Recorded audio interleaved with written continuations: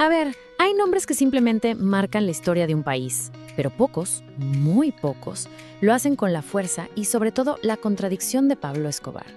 Un hombre que de verdad vivió siempre entre la gloria y el infierno. Imagínense esto, tener tanto, pero tanto dinero que ya no cabe en ningún lado, ni en los bolsillos, ni en los bancos, ni siquiera en las bodegas. Bueno, pues Pablo Escobar tenía justo ese problema. Y la solución que encontró una vez es, de verdad, algo impensable. Resulta que estaba escondido con su familia en plena selva. Hacía un frío tremendo y su hija pequeña, Manuela, no paraba de temblar. Y él, sin pensarlo dos veces, agarró fajos y fajos de billetes. Estamos hablando de millones de dólares y los echó al fuego. Así, nomás, una fortuna hecha cenizas para que su hija entrara en calor. Y aquí es donde la cosa se pone complicada. ¿Cómo puede ser la misma persona? Por un lado, un padre capaz de hacer lo que sea por su familia. Y por el otro, un monstruo que podía quemar la fortuna de un país entero sin que le temblara la mano.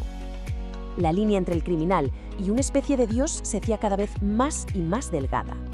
Ok, pero a ver, ¿cómo es que alguien llega a ese punto? Él no nació siendo el patrón. Su historia, como muchas, empezó muy desde abajo. Antes de todo el poder, Pablo Emilio Escobar Gaviria se dedicaba a robar lápidas de cementerios para revenderlas y también carros en las calles de Medellín. Pero su mente no veía simples delitos, veía oportunidades. Y en los años 80 encontró la más grande de todas, la gigantesca demanda de cocaína en Estados Unidos. Creó rutas, redes de corrupción y en muy poco tiempo, ese ladrón de tumbas se convirtió, según la revista Forbes, en uno de los hombres más ricos del planeta. Para que nos demos una idea de la escala de lo que estamos hablando, en su mejor momento llegó a controlar el 80% de toda la cocaína que se movía en el mundo. 80%. Es una cifra que, la verdad, cuesta trabajo hasta imaginar. Pero, y aquí viene otra de esas contradicciones, mientras el mundo lo veía como el criminal número uno en su ciudad, en Medellín, muchos lo veían de una forma totalmente distinta. Para ellos era prácticamente un santo. Es que con una mano ordenaba una violencia brutal y con la otra regalaba. Construyó un barrio entero, que hoy de hecho lleva su nombre, para gente que no tenía dónde vivir. Se paseaba por las calles repartiendo dinero. Construyó canchas de fútbol, pagaba las cuentas de los hospitales. Para miles de personas, él no era un narco, era un salvador. Y claro, aquí tenemos que preguntarnos, ¿esta generosidad era de corazón o era una estrategia muy bien calculada? Porque esa bondad tenía un precio altísimo.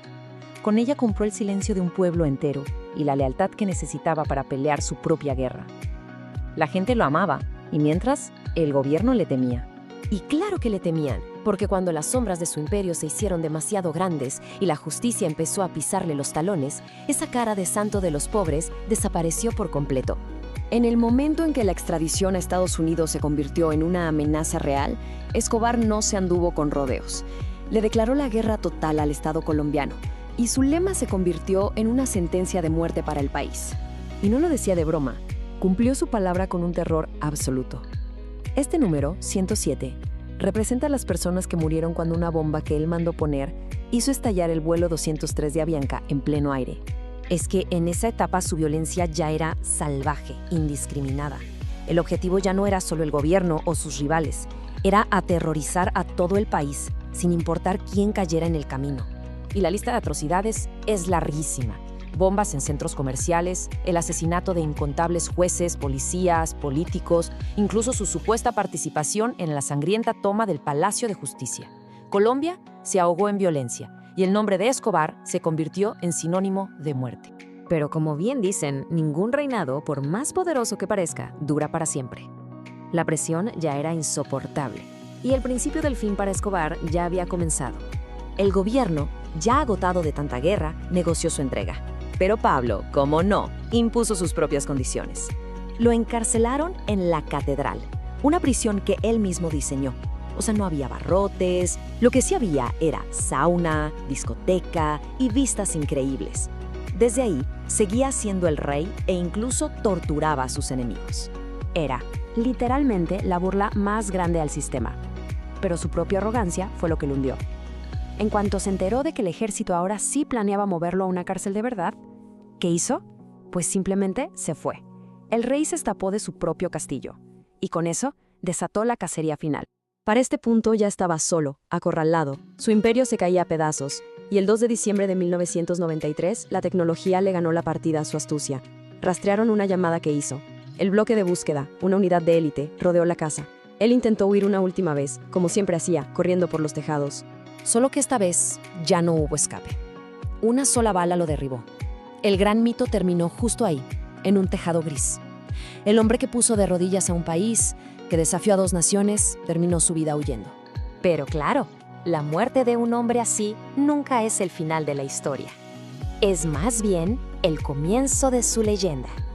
Una leyenda que hasta el día de hoy sigue dividiendo a Colombia y al mundo. Entonces, ¿cómo se le recuerda hoy? Pues esa es la gran división. Para la mayoría es un monstruo que dejó una herida que no termina de cerrar. Para otros es una figura casi mítica, alguien que se atrevió a desafiar al sistema. Y lo más increíble es que ambas visiones siguen existiendo al mismo tiempo. Pero si algo podemos sacar en claro de toda esta historia, es una lección bastante contundente. El poder, sin ningún tipo de ética, es un camino directo a la autodestrucción. Todo ese dinero, toda esa fuerza, al final terminaron en una sola bala. Y este es el punto más importante. El daño que le causó a la sociedad colombiana sigue presente, se siente hasta hoy. La gloria de un criminal dura muy poco, pero las cicatrices que deja en un país, esas sí que tardan generaciones en sanar. Y al final de todo nos queda la gran pregunta, ¿no? ¿Escobar fue producto de sus circunstancias, una víctima de su propia ambición sin límites? ¿O fue desde el principio, y por naturaleza, un villano? La historia ya está escrita, pero la respuesta, esa, yo creo, sigue en el aire.